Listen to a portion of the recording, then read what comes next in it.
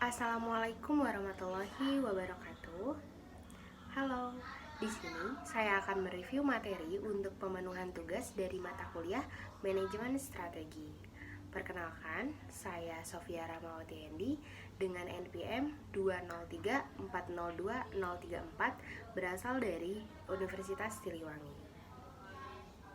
Untuk awal kali ini, mari kita membuka kembali apa pengertian dari manajemen strategi, peran dari manajemen strategi, dan bagaimana proses manajemen strategi ini. Nah, untuk yang pertama, apa itu manajemen strategi? Pengertian dari manajemen strategi ini merupakan suatu tindakan dan keputusan yang bisa dipergunakan untuk memformulasikan dan juga implementasi strategi yang memiliki daya saing yang tinggi dan sesuai dengan perusahaan ataupun lingkungan agar mencapai target sasaran dari organisasi. Adapun maksud yang lain, manajemen strategi ini merupakan suatu keputusan fungsional yang dapat memungkinkan suatu perusahaan mencapai tujuannya. Nah, untuk peran dari manajemen strategi ini merupakan untuk meraih segala cita-cita atau tujuan yang diinginkan oleh suatu organisasi atau perusahaan, maka penerapan manajemen strategi ini justru sangat dibutuhkan untuk apa yang kita inginkan bersama dan apa yang ingin kita capai dengan sebaik mungkin. Apalagi melihat perkembangan zaman sekarang ini, semuanya itu perlu langkah dan strategi dan taktik yang tepat, sehingga proses atau langkah yang diambil dapat dijalankan seefektif dan seefisien mungkin. Dan tidak luput juga persaingan yang memunculkan daya saing erat kaitannya dengan pemahaman mekanisme pasar. Apa saja dari mekanisme pasar itu, baik dari kecepatan dan ketepatan penyampaian produk yang mampu menciptakan nilai tambah, maka dari itu peningkatan daya saing organisasi itu bersifat unik. Tapi pada intinya kembali lagi dipengaruhi oleh aspek kreativitas, kapasitas, teknologi yang digunakan dari jangkauan pemasaran yang dicapai.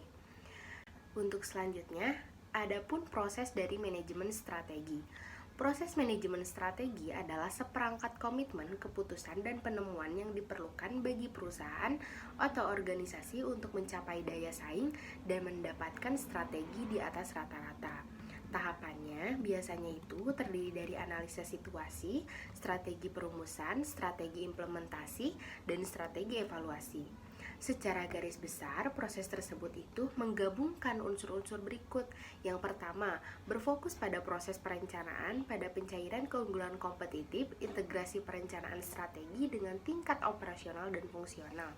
Yang kedua, orientasi terhadap pendanaan dan implementasi strategi daripada proyek terpisah, dan penekanan yang lebih besar dan fokus lanjutan pada isu-isu strategi.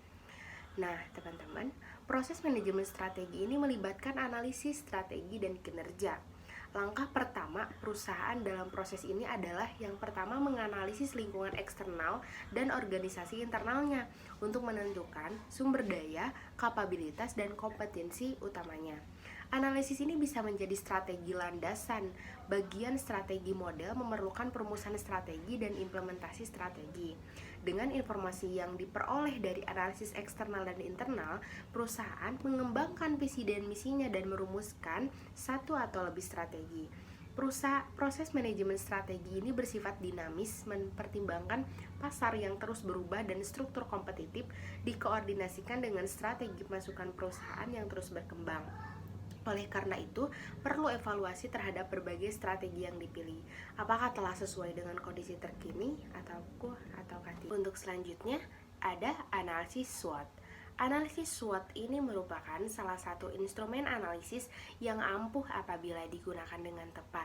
Telah diketahui pula secara luas bahwa SWOT merupakan akronim untuk kata-kata strength atau kekuatan, weaknesses atau kelemahan, opportunities atau peluang, dan threats ancaman. Faktor kekuatan dan kelemahan terdapat dalam suatu tubuh organisasi, termasuk satuan bisnis tertentu, sedangkan peluang dan ancaman merupakan faktor lingkungan yang dihadapi oleh organisasi atau perusahaan atau satuan bisnis yang bersangkutan. Jika dikatakan bahwa analisis SWOT dapat merupakan instrumen yang ampuh dalam melakukan analisis strategik, keampuhan tersebut terletak pada kemampuan para penentu strategi perusahaan untuk memaksimalkan peranan faktor kekuatan dan pemanfaatan peluang sehingga sekaligus berperan sebagai alat untuk meminimalisasi kelemahan yang terdapat pada tubuh organisasi dan menekan dampak ancaman yang timbul dan harus dihadapi. Jika para penentu strategi perusahaan mampu melakukan kedua hal tersebut dengan tepat, biasanya upaya untuk memilih dan menentukan strategi yang efektif ini akan membuahkan hasil yang diharapkan. Untuk selanjutnya, ada dari alternatif strategi. Maksud dari alternatif strategi ini, bentuk dari strategi yang dapat bervariasi dari satu industri ke industri lain, dari satu perusahaan ke perusahaan, dan dari satu situasi ke situasi yang berbeda, sehingga setiap perusahaan memiliki strategi sendiri yang berbeda dengan para pesaing.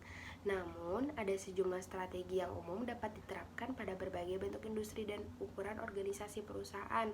Strategi tersebut dikenal dengan strategi generik. Nah, terdapat 4 macam strategi generik, yaitu yang pertama strategi stabilitas atau stability strategy, lalu strategi ekspansi, lalu yang ketiga strategi penciutan, lalu yang terakhir strategi kombinasi. Pun variasi strategi. Yang pertama ada integrasi ke depan. Ini mendapatkan kepemilikan atau meningkatkan kontrol atas penjalur atau penjual eceran. Strategi ini digunakan ketika jalur distribusi yang ada sangat mahal, kualitasnya terbatas, dan tidak dapat mendistribusikan dengan cepat. Organisasi mempunyai kemampuan modal dan sumber daya manusia yang dibutuhkan untuk mengelola bisnis baru. Lalu yang kedua ada integrasi ke belakang. Maksudnya, mendapatkan kepemilikan atau meningkatkan kontrol atas pemasok. Strategi ini digunakan ketika jumlah pemasok sedikit sedangkan pesaing itu sangat banyak. Ketika perusahaan menginginkan pasokan bahan baku yang cepat sedangkan pemasok yang ada tidak mampu menyediakan dan sangat mahal. Lalu kestabilan harga pun lebih diutamakan karena dengan strategi ini perusahaan dapat menekan biaya bahan baku. Lalu yang ketiga ada integrasi horizontal. Maksudnya, mendapatkan kepemilikan meningkatkan kontrol atas pesaing. Strategi ini digunakan ketika perusahaan dapat menjadi monopolistik di suatu daerah tanpa melanggar peraturan pemerintah. Perusahaan ini bersaing di industri yang sedang berkembang, dapat meningkatkan skala ekonomi yang sedang berkembang, dapat meningkatkan skala ekonomi untuk mendukung keuntungan bersaing. Lalu yang keempat ada pengembangan pasar. Pengembangan pasar ini memperkenalkan produk-produk yang sudah ada ke daerah pemasaran yang baru. Jadi mangsa pasar itu bertambah. Strategi ini digunakan ketika jaringan distribusi tersedia, berkualitas, dan tidak mahal. Perusahaan memiliki kelebihan kapasitas produksi, lalu perusahaan saat ini sangat berhasil atas apa yang dikerjakan. Untuk selanjutnya, yang kelima ada pengembangan produk. Dalam pengembangan produk ini, meningkatkan penjualan dengan cara memperbaiki atau mengembangkan produk-produk yang sudah ada. Strategi ini digunakan ketika memiliki produk yang berhasil atau sukses dan telah berada pada tahap jenuh atau maturity stage. Lalu kedua, pesaing menawarkan produk dengan kualitas lebih baik dan harga lebih murah, dan perusahaan memiliki kemampuan riset dan pengembangan produk yang baik. Lalu untuk selanjutnya ada penetrasi pasar. Maksud dari penetrasi pasar ini meningkatkan mangsa pasar yang untuk produk tertentu melalui usaha pemasaran secara besar-besaran. Strategi ini digunakan ketika dapat meningkatkan skala ekonomi untuk mendukung keuntungan bersaing, terdapat hubungan yang tinggi antara pengeluaran untuk pemasaran terhadap kenaikan penjualan. Lalu yang ketujuh ada di diversifikasi konsentrik, menambah produk baru yang saling berhubungan untuk pasar yang sama. Strategi ini digunakan ketika bersaing di suatu industri yang tidak tumbuh atau pertumbuhannya lambat, produk yang ada telah mengalami tahap penurunan, produk yang baru dapat ditawarkan dengan harga yang lebih kompetitif dan dapat meningkatkan penjualan produk yang sudah ada. Lalu yang ke-8 ada diversifikasi konglomerat. Ini merupakan menambah produk baru yang tidak saling berhubungan untuk pasar yang berbeda. Lalu yang ke-9 ada diversifikasi horizontal. Maksudnya ini menambah produk yang tidak berhubungan dengan tujuan memuaskan pelanggan yang sama. Strategi ini digunakan ketika produk baru akan meningkatkan penerimaan dari produk yang sudah ada. Bersaing dalam industri yang tidak tumbuh tetapi persaingan sangat ketat, lalu jaringan industri yang ada dapat digunakan untuk memasarkan produk baru ke pelanggan yang ada. Lalu yang kedua adalah usaha patungan atau joint venture. Maksudnya ini dua atau lebih perusahaan bekerja sama untuk membangun suatu perusahaan baru yang terpisah dari kedua induknya. Lalu yang selanjutnya ada pengurangan. Penghematan biaya dengan cara mengurangi sebagian dari aset perusahaan untuk menanggulanginya turunnya penjualan dan keuntungan. Strategi ini digunakan ketika mempunyai kemampuan tertentu tetapi selalu gagal memenuhi tujuan dan sasaran. Perusahaan merupakan salah satu pesaing yang paling lemah di dalam industri. Lalu yang ke-12, penciutan. Ini menjual sebuah unit bisnis atau sebagian dari perusahaan kepada pihak lain. Strategi ini digunakan ketika perusahaan telah memakai strategi pengurangan tetapi tidak ada perbaikan. Sebuah divisi memerlukan lebih banyak sumber daya untuk bersaing. Lalu yang ke-13 ada likuidasi, yaitu menjual seluruh aset perusahaan atau menutup perusahaan. Strategi ini digunakan ketika likuidasi merupakan satu-satunya alternatif. Lalu yang ke-14, kombinasi mengikuti dua atau lebih strategi secara simultan pada waktu yang sama atau waktu yang berurutan. Untuk selanjutnya ada lingkungan perusahaan. Lingkungan perusahaan adalah keseluruhan dari faktor internal dan eksternal yang turut mempengaruhi perusahaan baik dalam segi organisasinya maupun kegiatan yang dilakukan perusahaan.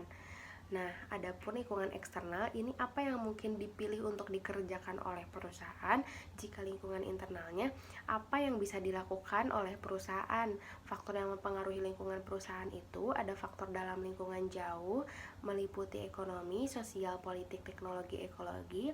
Jika faktor dalam lingkungan industri itu termasuk hambatan masuk, kekuatan pemasok, kekuatan pembeli, persaingan antar perusahaan. Lalu jika faktor dalam lingkungan operasional itu yaitu pesaing, pelanggan, kreditur, tenaga kerja, dan pemasok.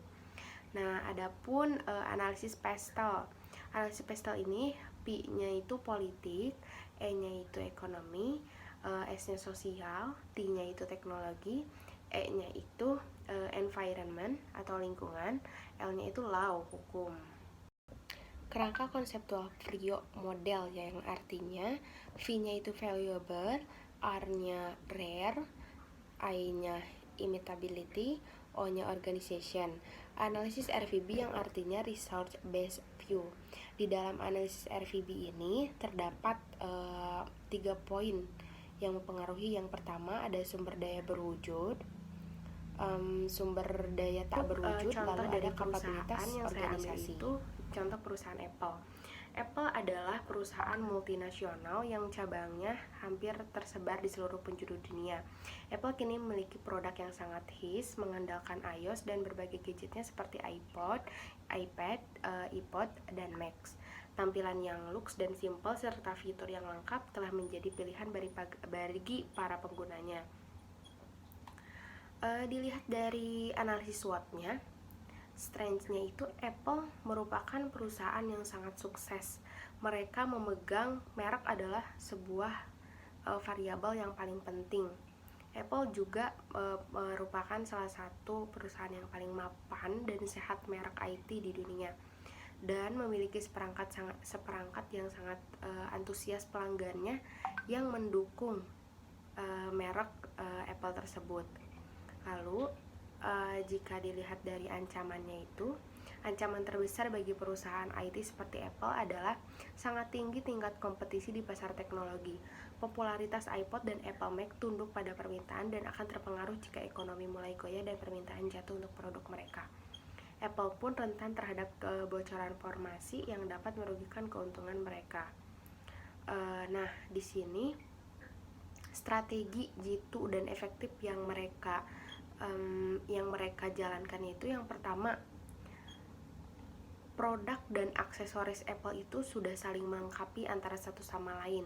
pengguna iPod bisa mendownload dan memasukkan musik melalui program iTunes. Selain itu, Apple juga melengkapi Mac dengan hardware dan software buatan sendiri yang lengkap, sehingga para pengguna tidak perlu pusing mencari program yang cocok.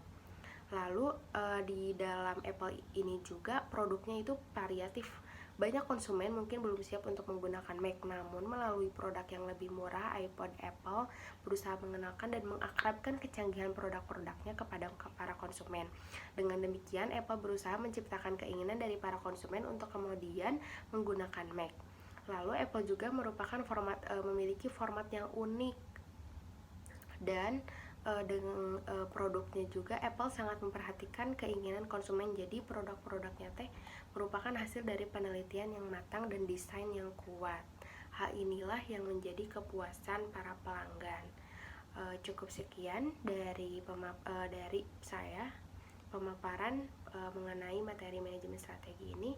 Sekian, assalamualaikum warahmatullahi wabarakatuh.